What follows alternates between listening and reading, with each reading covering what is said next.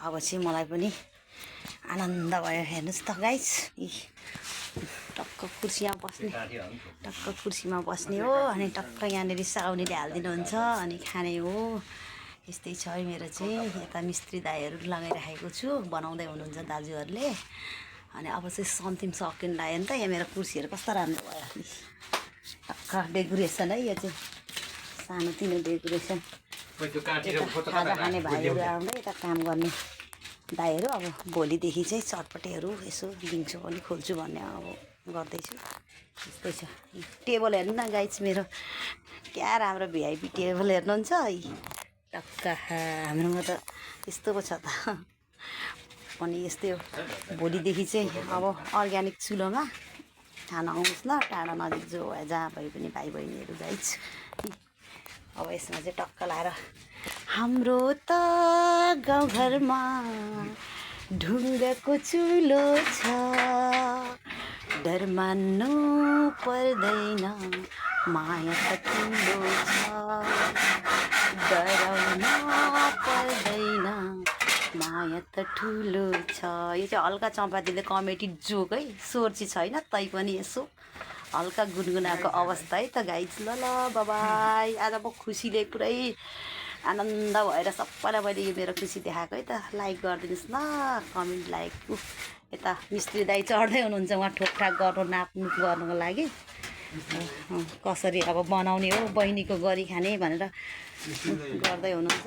फेरि उहाँ भुपु हुनु मक्केको होला नि दादा बिस्तारै फेरि। ओ तपाईँ चाहिँ नचढ्नु न, मुढामा बस्नु। हो त्यसरी ठोकेर काम गर्दै हुनुहुन्छ। ल अब चाहिँ म पनि खै त्यसलाई चाहिँ एक ढुङ्गा दिनुपर्ने हो। त्यो काग किन कराइराखेको म खुसी भएकोले हो कि त्यसलाई डा भएर म यो कागलाई चाहिँ गाइस यसले एक दिनु पऱ्यो क्या। यो हेर्नु न काग कराएर हैरान मेरो माथि आएर। ल खै ठोक्दा पनि ठोकिँदैन हौ गाइस। यहाँ हाम्रो चाहिँ यो बाटोहरू हो। अनि ल ठङ्ग हो त्यति भएछ त भाग्छ नि। अनि हाम्रो चाहिँ यस्तो छ क्या रमाइलो गाउँघरहरू। यो चाहिँ हाम्रो खसी बजार हो। यसरी चौरीहरू छ। उता चाहिँ सुपारी बगान हो, त्यहाँदेखि उता आर्मी क्याम्प हो। अनि यता पछाडि चाहिँ हाम्रो बजार लाग्ने ठाउँ। हेर्नुहोस् ल के गर्नु साथीभाइ हो। मेरो सम्पत्ति भनेकै यही जन्मथलाहरू हो। अनि त्यही भएर खुसी हुन्छु के मेरो बाबा आमा त हुनुहुन्न, एक्लै हो। यसमा चाहिँ यहाँ चाहिँ हेर्नुहोस् त खसीहरू व्यापार हुन्छ। शनिबार हाट बजार लाग्छ है, थुप्रो छ देख्नुभयो। वारपार यहाँभित्र यो तारबाट भित्र चाहिँ खसीहरू यता छ। यता बाथरुम टोयलेटहरू छ। यता सबै खसीहरू व्यापार हुन्छ।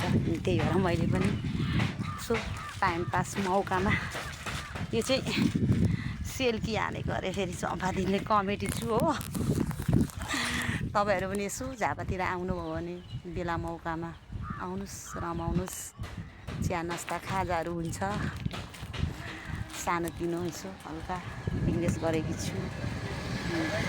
पढेकी त छुइनँ, त्यही पनि नपढे पनि हल्का बोल्नु ओर्नु सिकेकी छु। भाइ बहिनीहरूले गाइस भन्न सिकाउनु भएको छ र अनि त्यही भएर हल्का रोमान्टिक गरेको है त।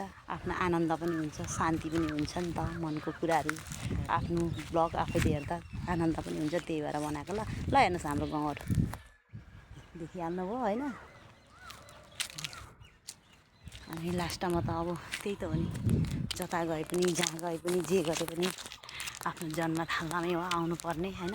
अनि म बचपनदेखि मतलब 13-14 वर्षदेखि काठमाडौँ बसेँ र अहिले चाहिँ मेरो जन्मथलामा झापामै हो। एक्लै कमाउने हो, एक्लै रमाउने हो गाइस। आनन्द छु, टेन्सन छैन। ल बाबाई।